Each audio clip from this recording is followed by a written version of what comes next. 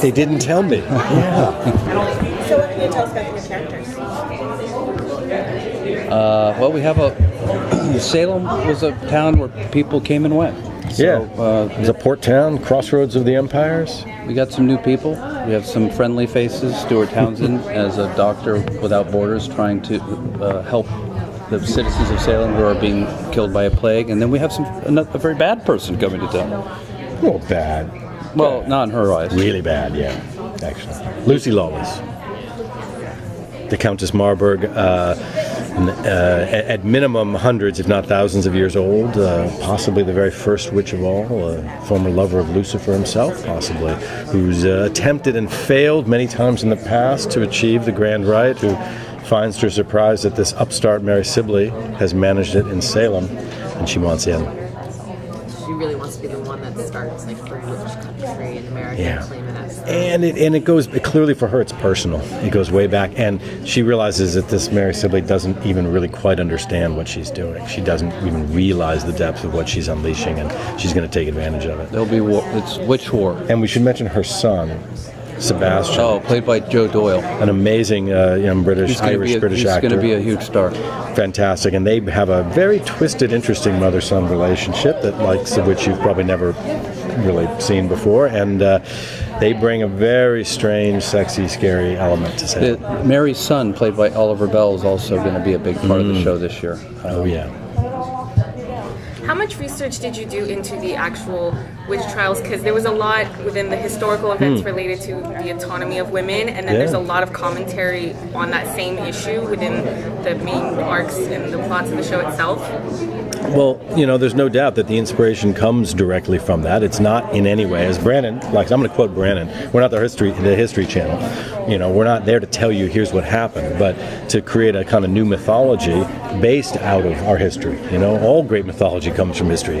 King Arthur, was he real or not? Odysseus, Achilles, El Cid, whoever. But for Americans, why not actually reclaim this episode that way? And at the same time, almost every character you will encounter on this show was a real person. Now, we may have taken them in directions that they never went before, but some of the hints were there. In fact, if anything, the very, very origins were reading in the archives for the first time they'd published some of the transcripts that had never been published before of the trials, and coming upon this odd story that people were always half familiar with, that this servant/slave, Tituba, had gotten in trouble for serving this thing called a witch cake to try to cure some of the possessed kids, and then it had turned out that she didn't actually have the recipe. She had been given the recipe by a good Puritan woman named Mary Sibley.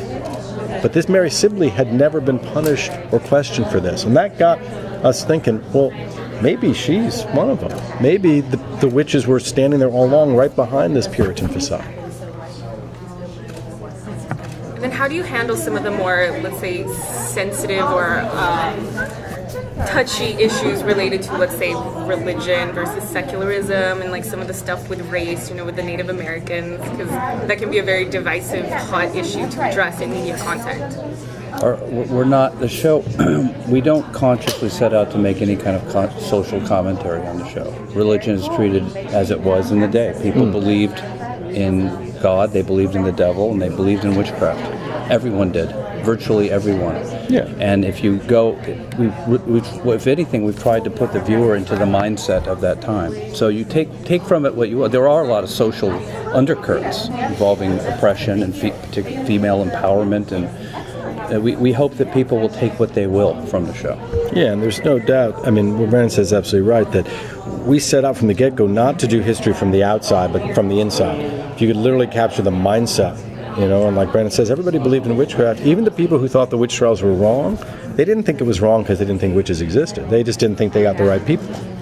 So it was about exploring a world like that. Now, obviously, all the issues that are still with us to this day of race, sex, and gender, religion, they are in the DNA of this country, and that's one of the things we get to do is to explore that, as Brannon says, not to say let's make a hidden message about 2015 or about the 21st century, but in fact to go back to these origin moments and show how it's always been this way. It's always been a fight about that. At the end of last season, John was announced dead, and he's clearly very much alive still, which is great. Can you talk a little bit about his journey this season? He's on a very different trajectory. He's brought back to life by an Indian tribe who arm him with some supernatural weapons of sorts, and he's on a trajectory to, as a broken-hearted man who died. Part of him died when Mary abandoned him. Again, he abandoned her. She abandoned him. He's on a mission to kill the witches and probably her. So And he's much more invisible this time. yeah, he's lurking in the shadows. He returns to Salem, and he's kind of we call him the It's like a Monte Cristo, kind of Monte or Cristo, Batman, even, you know, the Shadow. He's kind of one of these dark avenging figures. he has a very dark agenda. Can you talk a little bit about Mary and Mercy? Their relationship is great, and I've seen the season premiere, which I really enjoyed. And can you talk about what we're going to see? Well, this year was the theme of.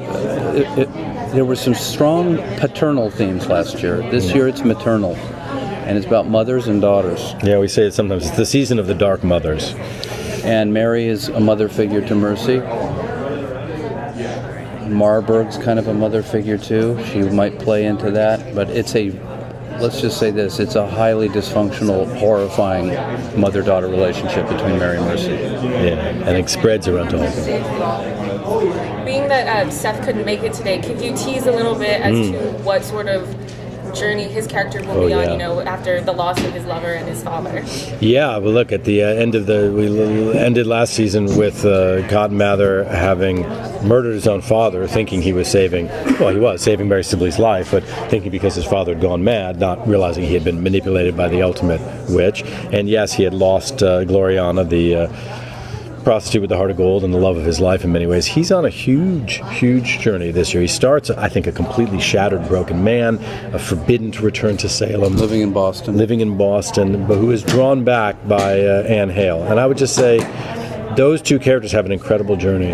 Anne Hale, who always seemed the purest and simplest in some ways of the girls in here, I don't even want to hint to where she's going, but she has a huge arc, and along the way they have a love story that in its own way is every bit as epic and as strange and as star-crossed as John and Mary's was. Some good selling. Man, you make it sound good. Thanks, guys.